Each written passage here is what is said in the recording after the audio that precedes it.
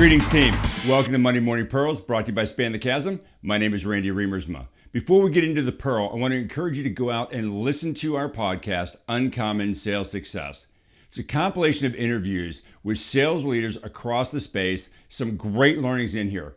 Why does it matter to you? Because there's very practical and immediately actionable advice that's going to come out of these things. Learnings from mistakes, best practices we're seeing playing out in the field, stuff that's going to help you be more successful immediately. Where do you go get them? Go to spanthechasm.com/podcast. All the information you need is there. It'll point you to all the different platforms that you might like. So with that, on to this week's Monday Morning Pearl. All right. Hey, I've got a question for you. So tell me this. So if your reps could absolutely crush the discovery meeting, I'm talking about have a discovery meeting that the prospect values, that you got all the information you need to understand where the opportunity lies, what would that do to your total sales funnel? How much would that increase your actual sales? Because I'm going to bet you it's a big number. Because honestly, most reps blow up the first meeting.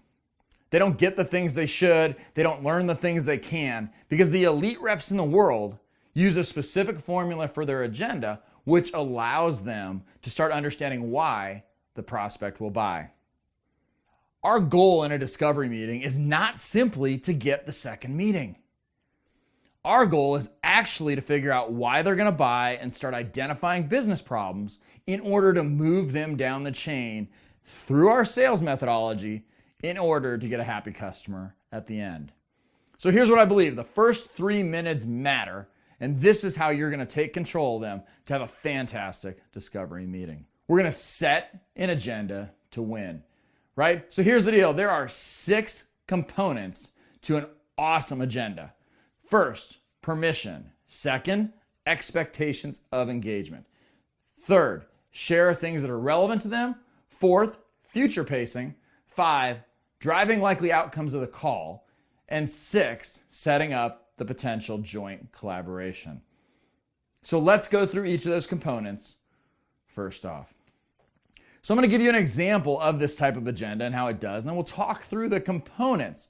So take out your pens and go ahead and write this down because I promise you it works, and it's worked in selling millions upon millions of dollars. So here's what an agenda might look like for a discovery meeting.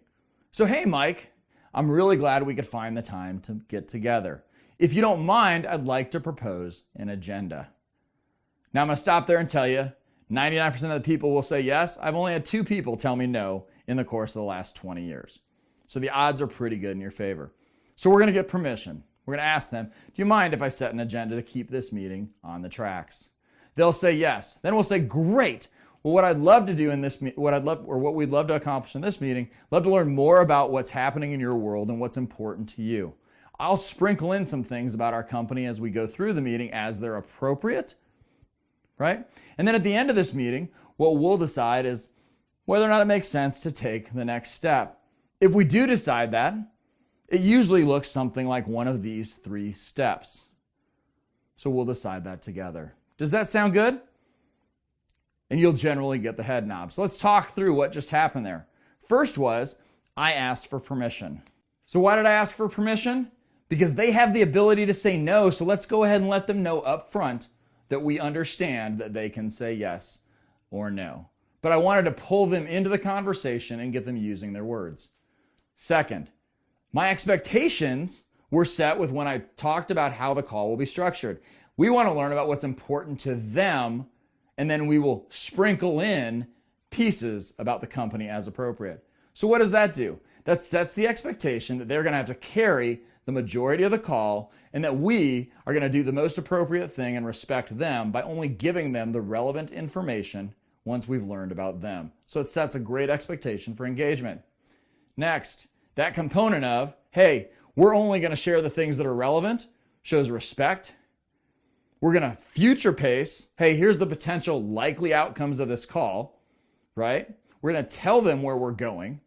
We're going to let them know that in that situation, we're going to decide together whether or not we should take the next step. So what this agenda has done is put you in a position where we allow the prospect to have a say. where we make them understand that they're going to carry the conversation, which leads to probably a 70-30 split in conversation time. And we know if they're talking 70% of the time and we're talking 30, we're learning a lot. And then it tells them, hey, and we're going to an endpoint. So I can tell you right now, if you'll follow these 6 steps, permission, expectation of engagement, that you're only going to share things that are relevant to them, future pace, drive the likely outcomes of the call, and set them up for joint collaboration.